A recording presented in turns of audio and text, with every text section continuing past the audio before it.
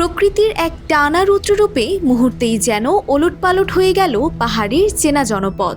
ছমছমে আতঙ্ক আর ধেয়ে আসা পাহাড়ি ঢলের তোড়ে কখন কি ঘটে যাচ্ছে সেই শঙ্কায় বুক কাঁপছে হাজারো মানুষের। টানা 6 দিনের অবিরাম বর্ষণ আর উপর থেকে নেমে আসা পাহাড়ি ঢলে সাঙ্গু ও মাতামুহুরী নদীর পানি ফুঁসে ওঠে এখন এক ভয়ঙ্কর রূপ ধারণ করেছে বান্দরবানে। হঠাৎ করে জেলা শহরের আর্মিপাড়া, ওয়াপোদা ব্রিজ, শেরেবাংলা নগর কিংবা ইসলামপুরের মতো ব্যস্ত এলাকাগুলো এখন পানির নিচে। শুধু শহরই নয়, লামা, আলীকদম, রুমা ও নাইখংছড়ির বিস্তীর্ণ জনপদ এখন সম্পূর্ণ প্লাবিত। ঘরের ভেতর পানি, বাইরেও পানি, সব মিলিয়ে প্রায় অর্ধলক্ষাধিক মানুষ এখন নিজের ঘরেই কার্যত বন্দী। আমরা আতঙ্কের ভিতরে আছি, আর আমাদের বাড়িঘর রেখে আমরা কই যাবো? আর এখানে যাওয়ার তো কোনো জায়গা নেই। সবচেয়ে বড় সংকট তৈরি হয়েছে যোগাযোগ ব্যবস্থায়। অভ্যন্তরীণ সড়কগুলো ডুবে যাওয়ায় পুরো জেলা এখন বিচ্ছিন্ন।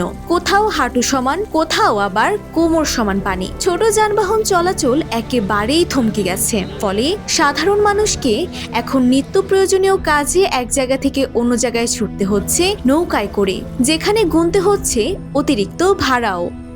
পানি অনেক উঠে গেছিল রাস্তাতে, তো সেক্ষেত্রে আমাদের জন্য যাতায়াত অনেক কষ্ট হচ্ছে।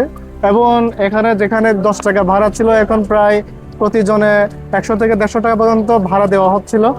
তবে এর চেয়েও বড় আতঙ্ক হয়ে দাঁড়িয়েছে পাহাড় ধস।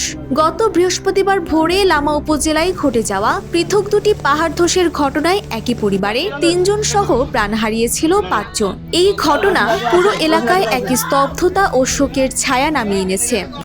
ভোর 4টা, 4:30টার দিকে শুনতে পাই মিশন পাড়ায় এই পাহাড় ধসে একই পরিবারের 3 জন মাটি চাপায়। পরবর্তীতে 10-15 মিনিট পরে পার্শ্ববর্তী আরেকটি বিল্ডিংয়ে শুনতে পাই পাহাড় ধসের কারণে এই বিল্ডিংয়ের ওয়াল ভেঙে বিল্ডিংয়ের চাপার তলে নিচে পড়ে যায়। পরবর্তীতে দেখি স্বামী স্ত্রী 2 জনেরই আমরা মৃতদেহ উদ্ধার করি। প্রশাসন থেকে বারবার মাইকিং করে ঝুঁকিপূর্ণ স্থান ছাড়ার অনুরোধ করা হলেও নিজের শেষ সম্বল ভিটেমাটি আঁকড়ে পড়ে আছেন অনেকেই। পরিস্থিতি সামাল দিতে জেলা প্রশাসন ইতিমধ্যে 220টি আশ্রয় কেন্দ্র খুলেছে, যেখানে ঠাঁই নিয়েছেন 10,000-এরও বেশি মানুষ। সেখানে শুকনো খাবার, পানি ও জরুরি ওষুধ পৌঁছানোর চেষ্টা চলছে।